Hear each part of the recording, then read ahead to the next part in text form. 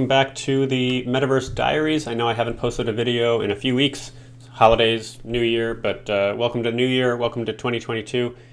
Very excited. Metaverse hype is still sort of off the charts. Today I'm diving into a few things that, how to put it politely, that I just came across that I find kind of interesting, and some things that certainly I'm a little bit skeptical of, but I'll be sure to end on a few things that make me feel better about the metaverse and some aspects of it. And then I'll end with, there was a little update to Frame, the product that I work on, and we'll get into that just very briefly at the end. So let's go ahead and dive in. The first thing I found that was kind of interesting was, Wall Street Journal, respected publication, not just your run-of-the-mill like tech blog, Wall Street Journal. Big piece, accounting firms scoop up virtual land and the metaverse. So Metaverse Diaries number 1, I got into Decentraland, which is this it's not very, very popular, but of all the different metaverse platforms out there right now, certainly one that's always kind of in the top 5 or top 10. Decentraland, now accounting firms are buying land and setting up offices in Decentraland. Now, this isn't cheap. It's not a cheap little move for them to do. I think the cheapest plot on Decentraland right now is 11 grand. Now, for PricewaterhouseCoopers, which is one of the big auditing firms, big finance firm. Of course, this is just a drop in the bucket, but still a sizable move, I guess, from them, saying really staking out their land in Decentraland and setting up an office where you can go and discuss your taxes or all the crypto assets that you have to your name that you're not sure how to deal with when it comes to tax season. So, it looks like they spent 35 grand on their land that they've set up in here. Now, I remember this cycle back when Second Life, this entire cycle with Decentraland has happened before with Second Life, about 10 years ago, where all of a sudden it wasn't just the boutique art gallery company that was setting up land there. It would be universities, and it would be big companies. It'd be IBM set up in Second Life. It'd be, every other name in real serious businesses were setting up in Second Life. Now it's all happening again, but it's happening in Decentraland, where it's linked to cryptocurrency and NFTs. I guess the other company here, Prager Matis, not sure if I'm saying that right, if I'm butchered that and whatever. They're setting up an NFT gallery of NFTs owned by their clients. But besides the NFT crypto aspect of it, this whole cycle has happened before. And it's interesting to kind of see it happening again now on the winds of, I think a lot of this is still on the winds of kind of the momentum from Facebook's big meta push, which has kind of injected new life into this whole space. So for those looking to go to Decentraland just to see stuff that isn't stuff like accounting and taxes and real world stuff, sorry. Now when you're walking around Decentraland, you very well might run into your accountant or your lawyer. It's not just going to be like the Nike store or your friend's NFT art gallery. It's going to be advisors and accountants. Anyway, I expect this trend to continue. We're going to see a lot of other big name, oh my god, I can't believe they're doing this kind of moves into the metaverse from industries that you don't necessarily associate with tech, because they're always trying to associate themselves with tech. They're always trying to be cool. They're always trying to hop on the next big thing. Now, maybe this wasn't so bad. So of course, this is going to happen. You've got virtual land. Any number of different kinds of companies are going to get on it. Let's move to something else. So, Metafluence. Now, I really don't want the Metaverse Diaries to become a place for me just roasting all the wild, obnoxious, scammy, terrible stuff in the metaverse space. It easily could be. Easily could be a channel just devoted to that stuff. And I'm sure I'll spend some time doing that, but I don't want to spend all my time doing it. But right now we are going to look at something that to me just feels a little bit off in terms of everything. Not sure how else to put it. So I came across this because I was reading somehow my garbage stream LinkedIn feed had someone who shared an article out to this, said, "Oh my God, look at this! This is the next thing." Look at this headline: "Influencers are invited to become metapreneurs as social media moves to Web 3.0. Rather than being left behind on Instagram Reels, influencers are encouraged to look to the metaverse for alternate ways to engage with their audience." So you scroll down, every word of this is as bad as you might expect it to be if you imagined the worst set of words you could imagine coming after this. Sorry, there's a plane going by my head. I live right by an airport. So, yeah, early pioneer bridging the gap between influencer marketing and the metaverse. It's a gateway. Content creators can transition to, influencing in the metaverse. And this is a city where influencers rule. And it's being incubated by a bunch of investors that invest in blockchain stuff. So Metafluence will come to represent the name of a single city in the metaverse, one that social media influencers will control. The city itself will comprise influencer homes, also known as meta huts, which can be customized based on the influencer's choice. Custom spaces will an added opportunity for influencers to better monetize their audience and continue engaging closer with brands. And they can be, of course, NFT storefronts for new monetization and engagement opportunities.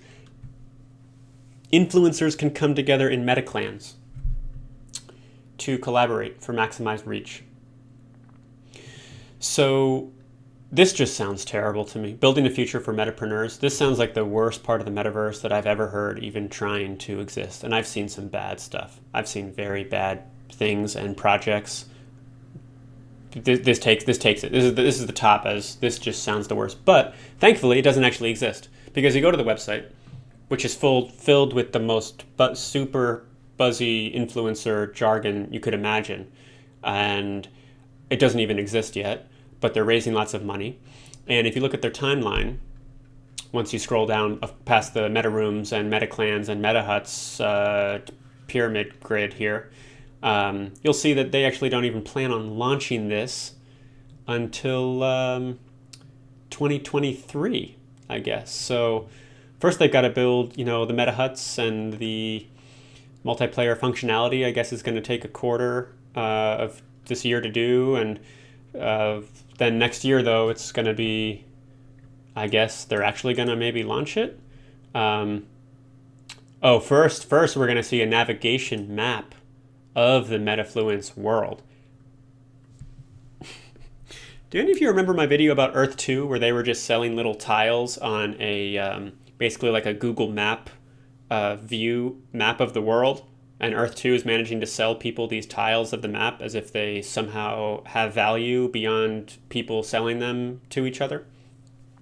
I'd put my money on this is actually what's going to happen here, where they're going to put out some map of this metaverse, and they're going to be selling little grid squares of it for people with some crypto, because of course this is a crypto project. They have their own currency. I think the Meto token? The Me Too, Meadow, of course. So yeah, who knows though? Maybe this will actually come to fruition. I was thinking about this, after I saw this, I had to scrub my brain to remove this in my head, and I thought I need to just go somewhere. I got to get to some metaverse. I got to go somewhere that's better than this. This is where I landed, which is assuredly better. I went to Club Penguin, a remastered version, which is just sort of like a redux of Club Penguin.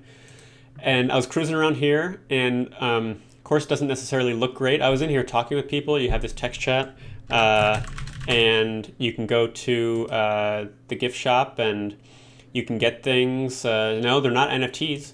You can get them. You can put them on. It's not NFTs, but they still work, I guess. And some people in here in every room. And there's like a whole different interconnected bunch of destinations. And just made me think, a metaverse really is never going to be defined by how it looks in terms of, oh my God, the graphics are so good. It's a trillion polygons rendered with real-time lighting. A metaverse is more likely to be defined by the community of people inside of it. And I know this is part of why Second Life, I think, has had such longevity, even though, like, I guess from a graphics perspective, maybe Second Life has fallen behind some other things. Although you can get really good graphics in Second Life if you're using the right tools and in the right places. But Second Life has a lot of really good communities inside of it. And people go there for the community. You're not going there for the graphics. They're not going there for a particular technology underlying it. They're not going there for any reason besides the people itself. And I actually ran into some cool people here. And it actually exists. Unlike Metafluence, which doesn't exist. And when it does exist, it sounds like it's going to be a nightmare. Full of terrible, strange things. It's going to be run by influencers. What do you, I mean? All right. Anyway, Club Penguin still doing its thing well before its time. And I actually love it. There's a lot to love in here that is not the graphics, I know. It's about kind of friendly people and interesting navigation, accessible, runs right from the web. I love it. A lot to love about it. All right, and then don't want to spend too much time on this, but there was an update to Frame, the product that I work on, and friendly reminder that all the views expressed in this video and all my videos are just the views of me, not the view of my team or the company that I'm a part of. But in Frame, a few cool new features. One of them lets you add a poll to the frame. You can ask, what is the best metaverse, Metafluence, or Club Penguin? You can ask the audience. Everyone in the frame gets this pop-up, VR, mobile, desktop, and everyone can vote. And the votes show up for everyone as in this cool like chart that you can scale up. So you can have 100 people, voting, and it kind of populates this pie chart in real time. Cool feature. We also have a few assets that you can add right to your frame. It's called the Frame Asset Library. So common things like tables and trees, just to help you kind of build out your metaverse really quickly with some ready-made assets. No, they're not NFTs.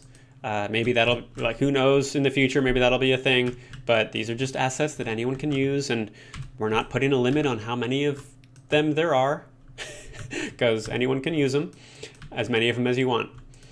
So have at it. Got some fun building blocks for your worlds. Okay. You can also add these cool, I added this snow with this new effects library. You have a new cool effects library. It lets you bring in some simple stuff and some pretty complex stuff. So I just brought in smoke. You see that actually looks pretty good. You have this water hydrant. You can blast at people. You can rotate these around and drag them around. So pretty cool. Someone talking too much, you can just blast them. Stuff like that. You've got a broadcast message. So hello, everyone. Just a little special command in the text chat, and then everyone gets this message. VR, mobile, desktop. Pretty cool stuff. Okay, there you have it. Finance firms buying land in Decentraland, setting up accounting offices. The cycle repeats itself. It's already happened with Second Life. It's happening again with Decentraland, now with crypto involved. Metafluence, which I encourage you to do better at avoiding than I did. Consider this all you need to ever know about it, and don't seek it out. Or maybe let's seek it out next year when it exists and we can meet inside of it. I'll invite you to my meta hut. Club Penguin, strangely ahead of its time, and a reminder to me that the quality of my experience has typically more to do with who's inside of it than what it looks like. And finally, there was an update to framevr.io, which any of you can use to carve out your own little corner of the metaverse.